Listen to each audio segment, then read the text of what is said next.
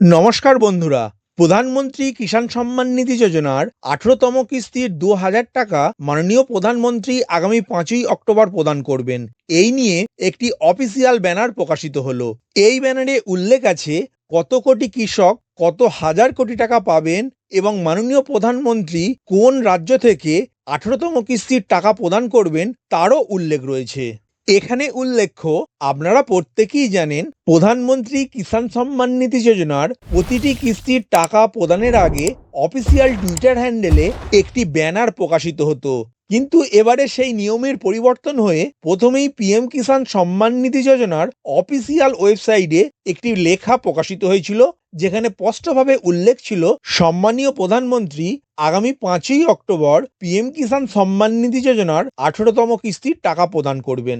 গতকাল পিএম কিষাণ যোজনার official Twitter হ্যান্ডেলে একটি ব্যানার প্রকাশিত হয়েছে এই নিয়ে, যেটি এখন অন স্ক্রিন দেখতে পাচ্ছেন।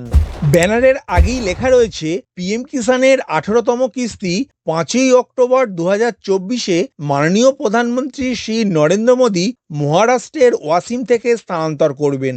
এর মাধ্যমে ৯.৫ কোটি সুবিধাভোগী কৃষকদের ব্যাংক অ্যাকাউন্টে ২০,০০০ কোটি টাকা স্থানান্তর করা হবে। এই লেখার নিচেই ব্যানারটি দেখতে পাবেন, যেখানে লেখা রয়েছে সশক্ত और समृद्ध किसान आत्मनिर्भर भारत की पहचान माननीय प्रधानमंत्री श्री नरेंद्र मोदी द्वारा पीएम किसान सम्मान निधि योजना की 18वीं किस्त का हस्तांतरण 9.5 करोड़ लाभार्थी किसानों का 20,000 करोड़ की धनराशि ट्रांसफर की जाएगी। অর্থাৎ সম্মানীয় প্রধানমন্ত্রী পিএম কিষাণ সম্মান নিধি যোজনার ১৮তম কিস্তির ২০,০০০ কোটি টাকা ৯.৫ কোটি কৃষককে প্রদান করবেন আগামী ৫ই অক্টোবর। কোন রাজ্যের কোন শহর থেকে পিএম কিষাণের ১৮তম কিস্তির টাকা প্রদান করবেন সেটিও এই ব্যানারে লেখা রয়েছে।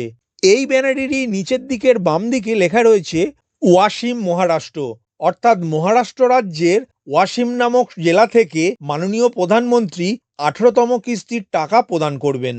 যদিও এই ব্যানারে কোনো সময়ের কথা উল্লেখ নেই, কেননা মাননীয় প্রধানমন্ত্রী কখন পিএম কিষাণের ১৮তম কিস্তির টাকা প্রদান করবেন তা এই আপডেটের মাধ্যমেও আপনাদেরকে জানাতে পারলাম না। পরবর্তীতে কোনো ব্যানার প্রকাশিত হলে বা পিএম ইভেন্ট ওয়েবসাইটের মাধ্যমেও যদি কোনো সময়ের কথা জানা যায়, তাহলে আমি পরবর্তী আপডেটে তা জানাবার চেষ্টা করব। ভিডিওটি প্রথম থেকে শেষ পর্যন্ত দেখার জন্য ধন্যবাদ। এই ইনফরমেটিভ আজকের আপডেটটি আপনার বন্ধু ও পরিচিতদের জানাতে বেশি বেশি করে শেয়ার করবেন, আর অবশ্যই কমেন্ট করবেন ভিডিও সম্বন্ধে আপনার কোনো ডাউট বা জিজ্ঞাসা থাকলে, এবং আপনার কোনো মতামত জানাবেন। ভালো থাকবেন, সুস্থ থাকবেন।